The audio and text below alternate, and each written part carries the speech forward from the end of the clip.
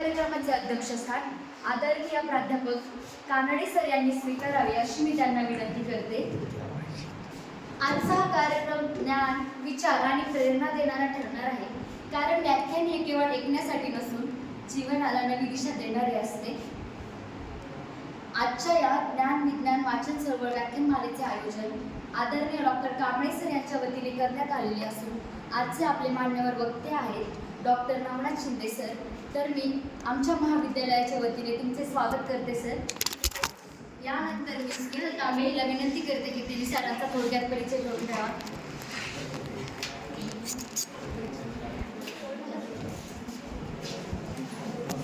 आजच्या आपल्या कार्यक्रमाचे प्रमुख पाहुणे आदरणीय डॉक्टर नवनाथ शिंदे सर हे आहेत.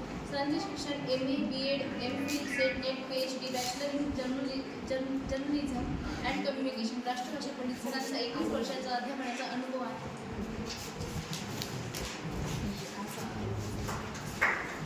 धन्यवाद स्नेहल. यश मिळवणे सोपे नसते, त्यासाठी कष्ट आकार करावे लागतात. कामाची जिद्द आणि मनाची तयारी अशाच माणसांची होते जगात तयारी. ज्यांनी आपल्या कार्याचा ठसा उमटवला, सन्मानाने आज त्यांचा सत्कार आपण करूया. तर मी कानडे सर यांना विनंती करते की त्यांनी डॉक्टर शिंदे सर यांचा सत्कार करावा.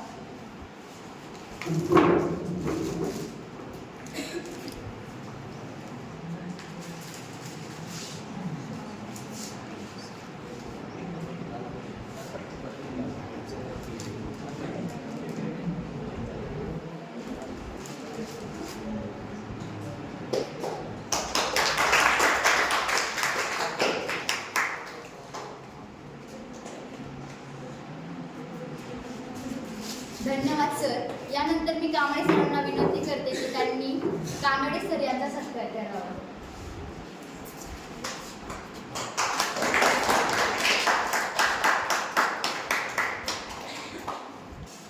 धन्यवाद सर. यानंतर मी आजच्या आपल्या प्रमुख पाहुण्यांना विनंती करते की त्यांनी आम्हास मार्गदर्शन करावे.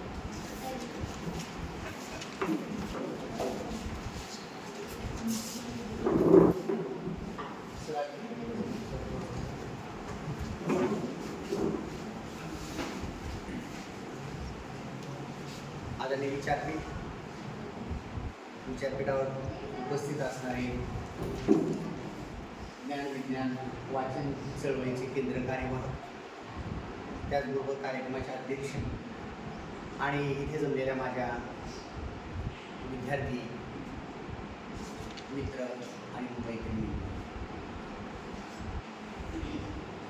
आज मी तुमच्यासमोर ज्ञान विज्ञान वाचन चळवळीचं दुसरं पुष्प गुंफण्यासाठी उभा आहे. मला वाटतं काल मान्यवरांचं इथे व्याख्यान झालेलं आहे. आज ही व्याख्यानमाला दुसऱ्या दिवसामध्ये मार्गक्रम करत असताना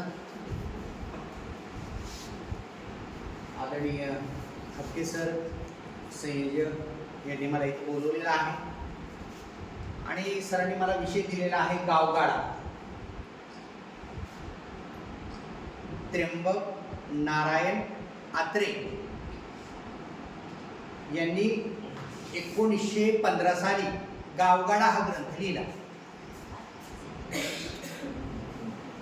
या गावगाडा या ग्रंथावर बोलण्यासाठी मला इथे बोलवलेलं आहे. आपण सर्वांना ज्ञात आहे की महाविद्यालयामध्ये आपण अध्ययन करण्यासाठी येत असतो. असं म्हटलं जातं की लहानपणी ज्ञान घ्यावं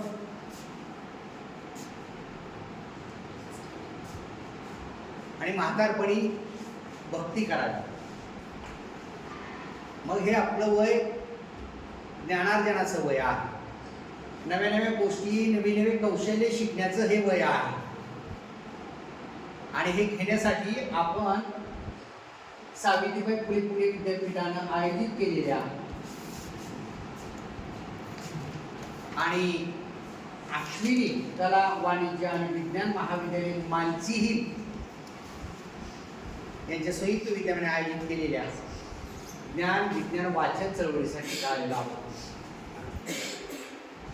पहिल्यांदा मी आपल्यासमोर स्पष्टपणे सांगू इच्छितो की मी जे आज आपल्याला एका ग्रंथाची माहिती करून देणार आहे, ओळख परिचय करून देणार आहे, तुमच्यामध्ये तो ग्रंथ वाचण्यासाठी कुतूहल निर्माण व्हावं, वाचन संस्कृती जोपासली जावी, संवर्धन व्हावं, यासाठी मी या पुस्तकाचा थोडक्यात आशय गाभा उलगडून टाकण्यासाठी तुमच्या समोर आलेलो आहे. ग्रंथाचं शीर्षक आहे गावगाडा. ग्रंथाचं शीर्षक आहे गावगाडा. लेखक आहेत त्र्यंबक नारायण आत्रे आणि ग्रंथाचं लेखन काळ आहे सन 1915. म्हणजे आजपासून किती वर्षापूर्वी लिहिलेला हा ग्रंथ आहे? जवळजवळ 110 वर्षापूर्वी लिहिलेला ग्रंथ आहे. त्याच्यावर मी बोलायला आलो आहे. म्हणजे नक्कीच हा ग्रंथ आजच्या समकालालाही तेवढंच माहिती पुरवतो आहे, संदर्भ देतो आहे. ऐतिहासिक, सांस्कृतिक आणि सामाजिक दस्तावेज असणारा हा ग्रंथ आहे. त्या ग्रंथाचे शीर्षक आहे गावगाडा. ज्या पद्धतीनं शके 1272 साली म्हणजे इसवी सन 1200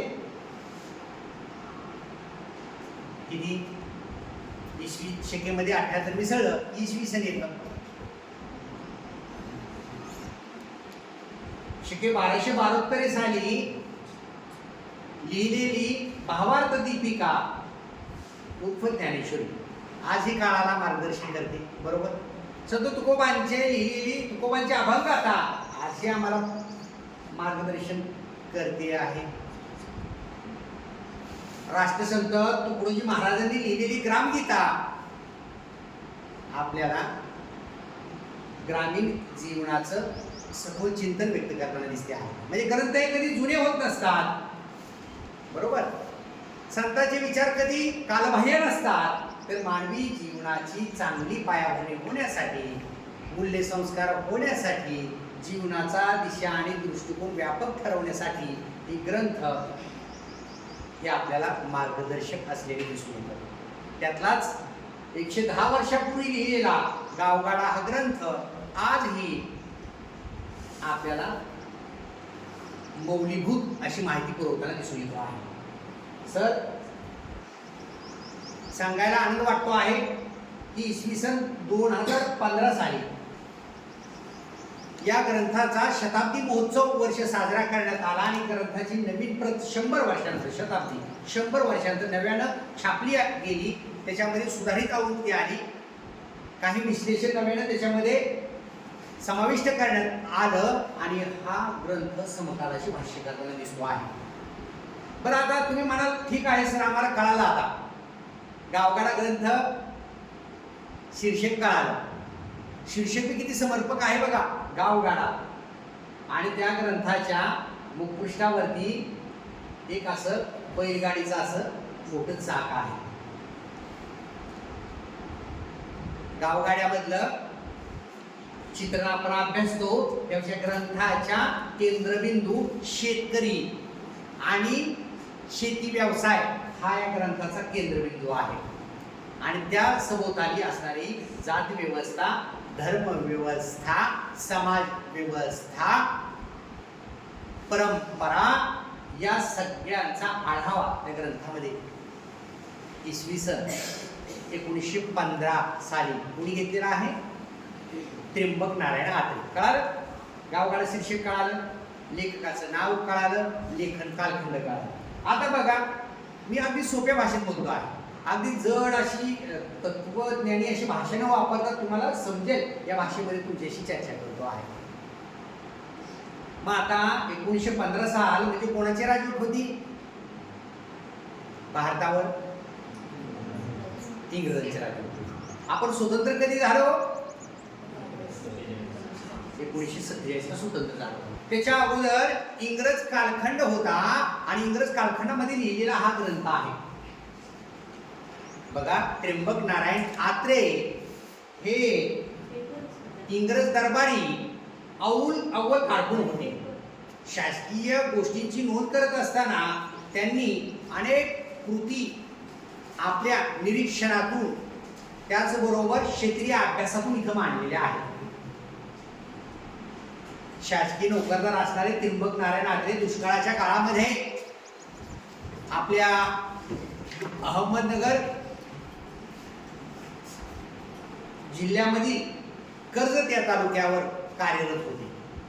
दुष्काळी परिस्थिती, शेतकरी, शेती, शेतजमीन, वतनदारी याविषयी त्यांना जवळून अनुभव होता आणि त्यांनी ते ग्रंथाद्वारे अव्वल ब्रिटिश काळामध्ये मांडलेलं आपल्याला दिसून येत आहे. म्हणजे एकंदरीत स्वातंत्र्यपूर्व कालखंड आहे आणि स्वातंत्र्यपूर्व कालखंडातली गावगाड्यातली रचना इथे लेखक प्राधान्याने आपल्याला मांडताना दिसून येत आहे. मग हा गावगाडा म्हणजे काय तर पाटील. गावगाडा म्हणजे काय? प्रमुख माणसं बघा ना, पाटील, कुलकर्णी, जोशी, गुरव ह्या प्रमुख व्यक्ती, वतनदार माणसं जे गाव सगळं हाकायचे, चालवायचे, तो गावगाडा. तो गावगाडा काय व्हायचा? समूह प्रधान असणारा, समाजशील असणारा, परंपरागत जीवन जगत असणारा, पारंपरिकता घेऊन वस्तू विनिमय व्यवहार आणि यातून आर्थिक एकमेकाशी सुसंवाद त्यांचा घडत होता. म्हणून आपल्याला गावगाडाचा समजून घेताना जुना गाव आणि नवा गाव समजून घ्यायचं आहे. जुन्या गावची मूल्य जीवन व्यवस्था आणि नव्या गावची मूल्य जीवन व्यवस्था इथे डोळ्यासमोर मांडायची आहे. गाव म्हणजे फक्त लोक नाही, गाव म्हणजे फक्त एक समूह नाही, गाव म्हणजे एक जात, एक धर्म नव्हे, तर इथं असतं ते एकात्मता, एकरूपता, सण वार व्रत वैकल्य उत्सव या माध्यमातून हा समाज एकत्रित असतो. 12 बलुतेदार आणि 18 लुतेदार एकत्र राहत असतात. हा आहे गावगाडा, बरोबर. आणि हे ज्ञान एका पिढीकडून दुसऱ्या पिढीकडे संकरित स्वरूपात जात असतं. हे ज्ञान परंपरेने आपल्या कौशल्याच्या माध्यमातून एका पिढीकडून दुसऱ्याकडे जात असतं. बघा, खरं तर माणूस हीच एक जात आहे, माणुसकी हाच एक धर्म आहे. हे तर आपण सगळेजण मानतो. माणुसकी हाच एक धर्म आहे आणि माणूस हीच एक जात आहे. फक्त भेद दोन आहेत, मेल फिमेल, नर आणि मादी. बाकी आपण सगळी ईश्वराची लेकरे आहोत, सारखी आहोत आणि समान आहोत. महात्मा ज्योतिबा फुले, छत्रपती शिवाजी महाराज, राजर्षी शाहू महाराज, भारतरत्न डॉक्टर बाबासाहेब आंबेडकर किंवा अगदी परिवर्तनवादी समाजसुधारक संत यांनी जाती व्यवस्थेला कडकडून विरोध केलेला आहे.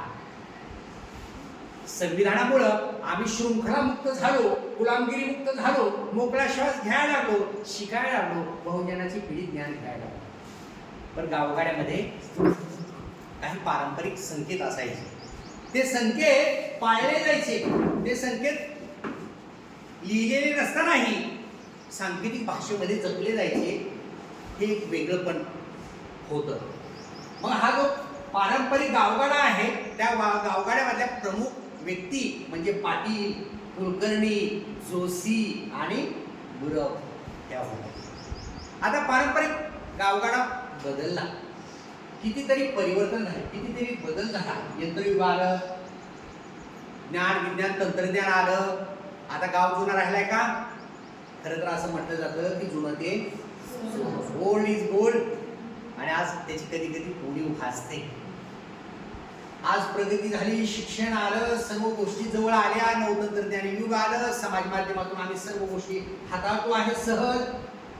परंतु आम्ही एकलकोंडीत पडलेलो आहोत. संवादाचा अभाव झालेला आहे, समूहशीलता कमी झालेली आहे, सहकार्याची वृत्ती दूर झालेली आहे. म्हणजे एकमेका सहाय्य करू, अवघे धरू, सुबंत हा जो सहकार होता, हा सहकार आपल्याला या समाज व्यवस्थेमध्ये दिसून यायचा. तो गावगाड्यामध्ये त्र्यंबक नारायण आत्रे यांनी ठामपणाने मांडलेला आपल्याला दिसून येतो आहे. बघा, आता आपण नवा गाव, बदललेली समाज व्यवस्था आणि जुनी समाज व्यवस्था याची तुलना करत आपण या ग्रंथाचा थोडक्यात आपण परिचय करून घेऊया. खूप सुंदर पुस्तक आहे.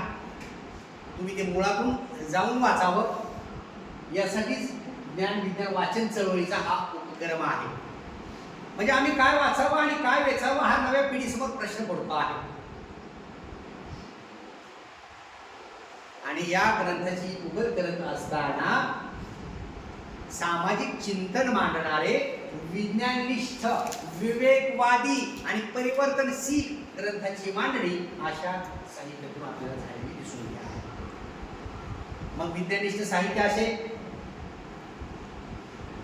ऐतिहासिक परिवर्तनवादी मांडणी करणारं साहित्य असेल, अशा ठळक साहित्य कृत्या आपल्याला साहित्यामध्ये वाचायला आजही उपलब्ध असलेले दिसत आहे. मग गावगाड्यामध्ये जो मान जुन्या काळी पाटणाला होता, जो मान कुलकर्ण्याला होता, जो गुरव, ही सगळी प्रक्रिया पाहायचे, तो मान आणि तो दबदबा आजच्या गावात उरला आहे का? गाव, खेड, विलेज आहे ना. आणि या बदललेल्या विलेजमध्ये आता सगळ्या संकल्पना बदललेल्या आहेत. जुना गाव, जुन्या गावातली घरं, जुन्या गावातला व्यवहार, वस्तू विनिमय व्यवहार हा सगळा बदललेला आहे. जुन्या काळी 12 बलुतेदार असायचे. आता खरं तर व्यवसायाहून त्या जाती पुढं प्राधान्यानं आलेल्या आपल्याला दिसून येतात. सुतार काम करणारा तो सुतार, बरोबर, केश कर्तन करणारा तो न्हावी, लोहार काम करणारा तो लोहार, चर्मकाराचं काम करणारा तो चांगला, बरोबर. ज्याच्याकडे जे स्किल आहे ते स्किल घेतलं आणि त्याच्यामध्ये नवी भर घातली आणि या गोष्टीनं हा गावगाडा उभा होता. सुखानं नांदायचा, ताणतणावमुक्त असणारा हा गावगाडा होता. मानसिकरित्या सक्षम असणारा परंपरागत पारंपरिक गावगाडा सुखात समाधानानं नांदायचा. असं म्हटलं जायचं की ब्रिटिश काळामध्ये सोन्याची चिमणी उडायची म्हणे. नवे नवे काठीला सोनं बांधून ही प्रवास केला जायचा. आज कसा काळ राहिलाय? आज तशी व्यवस्था राहिली आहे? त्याच्यामध्ये खूप बदलतं स्वरूप आलं आहे, व्यावसायिक स्वरूप आलेलं आहे. जगणं अगदी बाजारू झालेलं आहे. बाजार केंद्रीय मनोवृत्ती आज समाजामध्ये वाढते आहे. बघा, जुन्या काळी आठवत असेल, तुमचे वडील आजोबा सांगत असतील, जुन्या काळी पैशानं, रोख पैशाने व्यवहार होतो. वस्तूच्या देवाणघेवाणीवरून व्यवहार व्हायचे. मला हे आठवतं आहे, ज्यावेळी आपण हजामत करायला जायचो, केस कमी करायला जायचो, त्यावेळेस एक नाव्या आपला ठरलेला असायचा.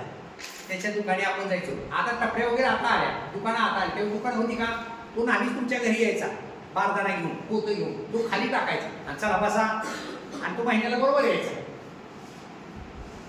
सुरू करायचो हजामध्ये. अगदी कटिंग करून, दाढी करून, सगळ्या बागला बिगला झाडून तो सगळं स्वच्छ करून जायचं. खरं तर तो स्वच्छता दूत आहे, देवाचं ते देणं आहे. वाटीत पाणी सदा आबादानी असा नाही समज. रामनगरकर यांनी लिहिलेलं रामनगरी नावाचं आत्मकथन आहे, तुम्ही ते वाचा. मग या 12 बलुत्यामधला असणारा नाभी समाज, गावगाडीचे असणारं त्याचं नातं ग्रामजीवनाशी झालेला तो एकरूप माणूस, पण आता सगळं बदललेला आहे. आता व्यावहारिक रूप आलं. मग हे ठरवत असताना घरामध्ये वर्षाचं एकूण ठरवलं जायचं किती पाहिली ज्वारी द्यायची. कारण शेतकऱ्याकडे द्यायला काय आहे? धान्य आहे. शेतामध्ये जे पिकतं आहे, ज्वारी, गहू, हरभरा, जे काही वस्तू असतील त्या, अगदी ज्वारी मोडल्यानंतर जो काही कडबा पडणार आहे तो कडबा सुद्धा घेऊन घेतला जायचा तुमच्या कामाच्या पूर्वी. मग तिथं मुलांनी यायचा, तिथं सुतार यायचा खायावर, आणि ते कधी यायचे? वर्षाच्या शेवटी.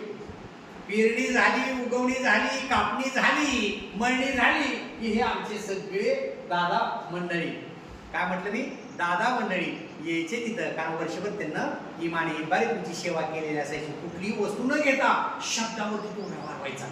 शब्द लोक पाळायचे जुन्या काळाचे.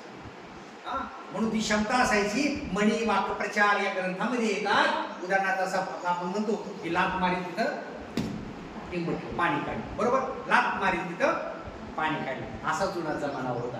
म्हणजे ती त्याच्यामध्ये काय होती? सत्य वाणी सत्य वचन असलेलं दिसून येतं. कुंकू बांधून ठेवण्याचा काळ होता तो. जनाबाई गिरी यांचं एक आत्मकथन आहे. पक्क्या गोपाळ समाजातली पहिली शिक्षिका झालेली मुलगी जनाबाई गिरी. त्यांनी मरणकळा नावाचं आत्मकथन लिहिलं. त्या म्हणतात की 10वीला असताना माझं लग्न जमलं आणि 2.5 वर्ष कुंकू बांधून ठेवलं. किती वर्ष? आता आहे का तसं? आता लग्न जमलं समजा 2.5 वर्ष आपण थांबलो, होते का तसं? नाही. झटमगणी पटशादी बघायला आले, घेऊनच गेले. कळलं सुद्धा नाही कधी जमलं. नाट्यकोत्याला सुद्धा सांगितलं जातं उद्या आता लग्न आहे. का बरं? एवढा अविश्वास, एवढं झटपट असं धावपळीचं का झालं? कारण मूल्यावरती कोणाचा विश्वास राहिला नाही, जीवभावाची माणसं राहिली नाही. जुन्या काळची लोक ह्या बोटावरचा थुका ह्या बोटावर कधी करत नव्हती. थुंकी म्हणतो आपण, थुंका खेळतो ना लहानपणी आपण खेळायचो बघा. या बोटाला मधल्या थुका लावायचो. चल बघा आता मी बोट हे इकडे घेतो, आता मी 2 मिनिटात हे बोट इकडे घेतो, तो असा करायचा. बघ आता कुठे इकडे ना, चल आता बघ, हा हे बघ इकडे आलं. आणि आपण काम करायचो आणि हे बोट इकडे कसं काय घेतो, खेळलो ना, असं खेळलो का नाही लहानपणी, किंवा वेगवेगळे खेळ खेळ का नाही.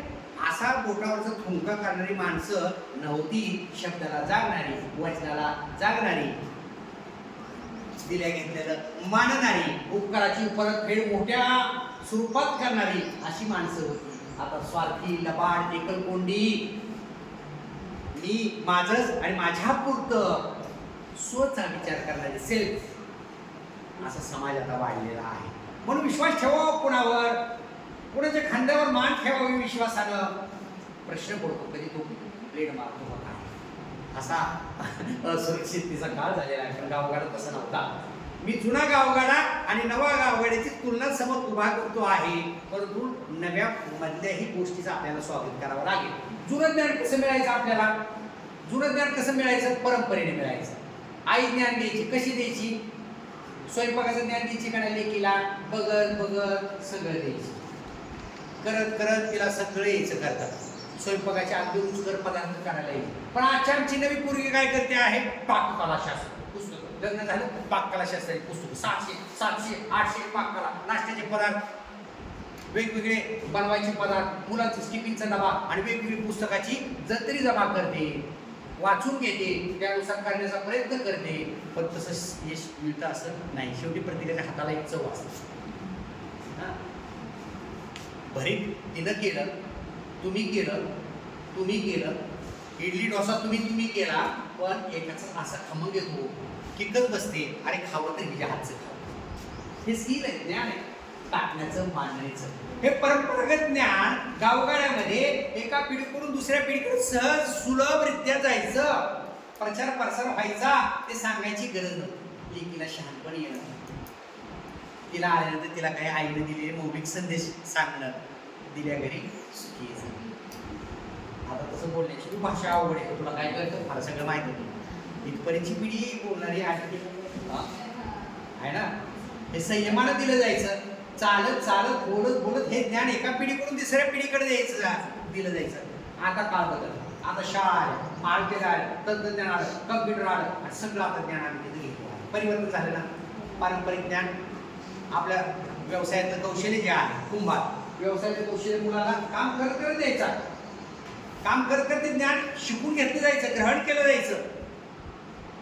शिवणकाम असेल, रंगकाम असेल, अगदी 64 कला, 14 विद्या ह्या सहवासानं मिळून जायच्या गुरुच्या सहवासानं. आता क्षेत्र बदललं.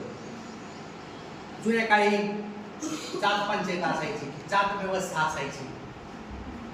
एखाद्या भटक्या समाजामध्ये वाद तंटा झाला तर ती जात पंचायत बदलली जायची. आजही काही ठिकाणी जात पंचायत होती. शासनानं मग त्याच्यावर बंदी आलेली आहे. परंतु आता शिक्षण झालं, न्यायव्यवस्था आली, ग्रामपंचायत आली, निवडणुका आल्या, लोकशाही पद्धत आली आणि हे सर्व जे बिनखर्चिक होतं, जे एकमेकांच्या संवादाने त्याच्यावरती तोडगा व्हायचा, निर्णय व्हायचा, तो पंचाचा निर्णय ऐकला जायचा, अशी पिढी आता राहिली का? बदललेली. सगळं बदललं, सगळं विकाऊ झालेलं आहे. म्हणून या गोष्टी तिथं येत आहेत आपल्याला. शेतीची माहिती येते त्या ग्रंथामध्ये, त्याचबरोबर शेतीमधल्या विकण्यासंदर्भातल्या गोष्टी येतात. आता मार्केटिंगचं युग आहे, जाहिरातीचं युग आहे. आता जग जवळ आलेलं आहे. आपण टरबूज घेतो.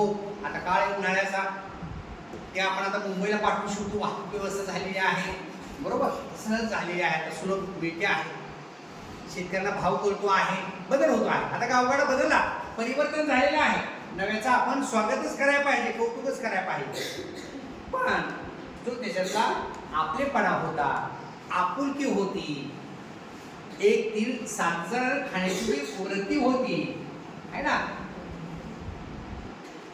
आपल्या भाकरीतली अर्धी भाकरी दुसऱ्याला देण्याची जी काही वागण्याची पद्धत होती, ती मात्र आजच्या 21व्या शतकामध्ये जगण्यामध्ये लोप पावलेली आपल्याला दिसून येते आहे.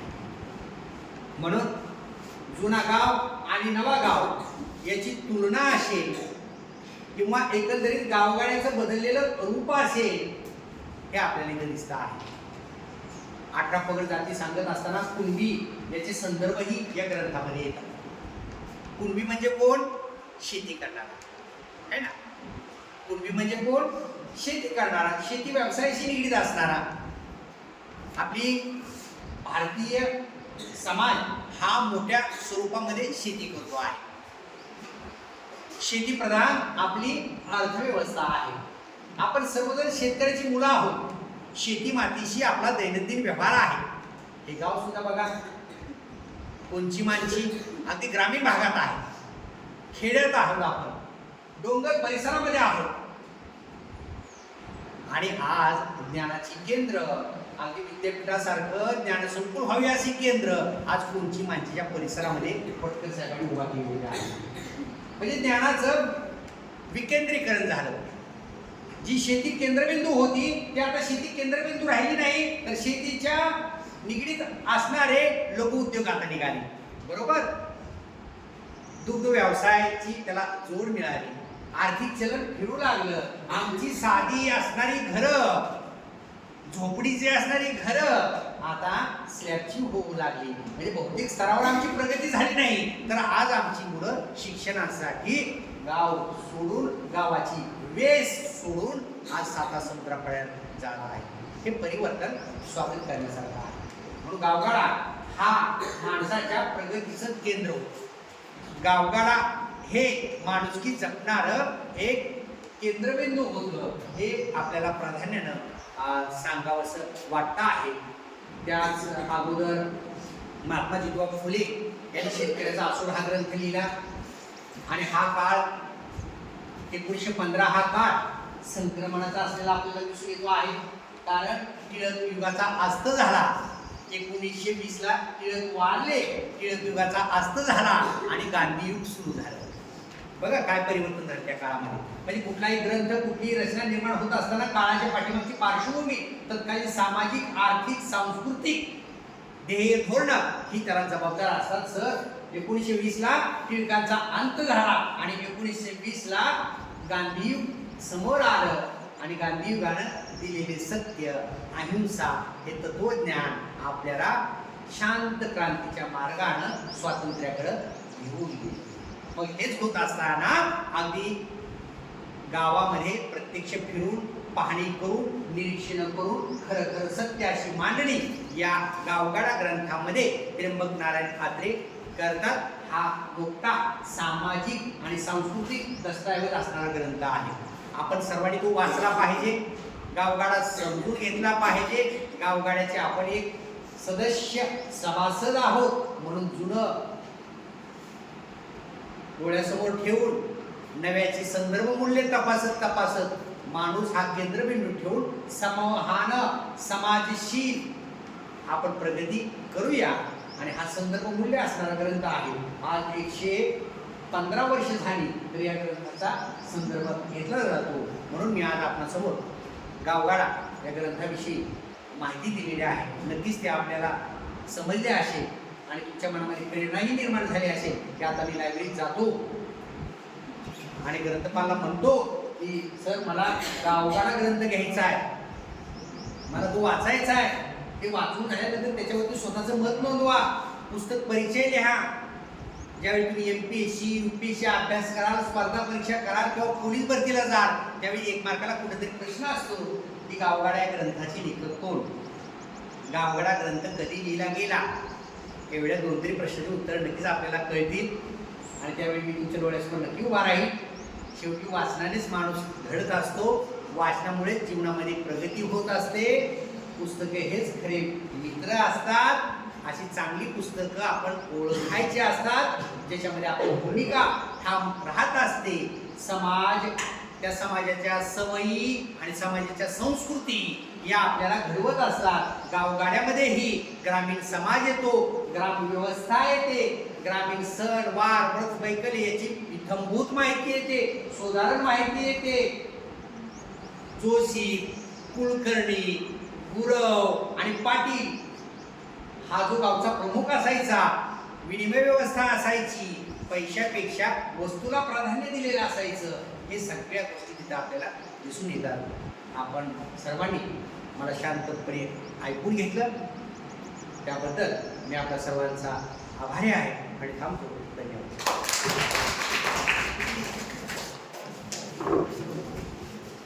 धन्यवाद सर, खूपच छान. सरांनी जसं सांगितलं की आपण वाचन केलं पाहिजे, तर ते सगळ्यांनी सरांनी जसं सांगितलं की वाचन करा, सगळ्यांनी वाचन करावं. वाचाल तर वाचाल या वृत्तीप्रमाणे आपण सगळ्यांनी वाचन करावे. आजच्या व्याख्यानातून आपल्याला केवळ माहितीच नाही तर प्रेरणा, दिशा आणि आत्मचिंतन मिळाले. त्याबद्दल सरांचे मी पुनश्च एकदा आभार मानते. यानंतर मी आजच्या कार्यक्रमाचे आभार प्रदर्शन करण्यासाठी स्नेह तांबे लग्न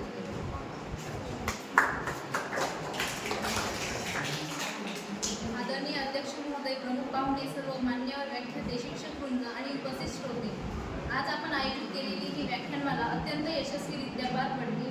तसेच या कार्यक्रमासाठी उपस्थित राहून कार्यक्रमाची शोभा वाढवणाऱ्या आपल्या प्रमुख पाहुण्यांचे आणि अध्यक्ष महोदयांचे मनपूर्वक आभार. हा कार्यक्रम यशस्वी करण्यासाठी मेहनत घेणाऱ्या सर्व आयोजक मंडळाचे, शिक्षकांचे आणि विद्यार्थ्यांचेही मी मनपूर्वक आभार व्यक्त करते. शेवटी उपस्थित सर्व श्रोत्यांचेही धन्यवाद.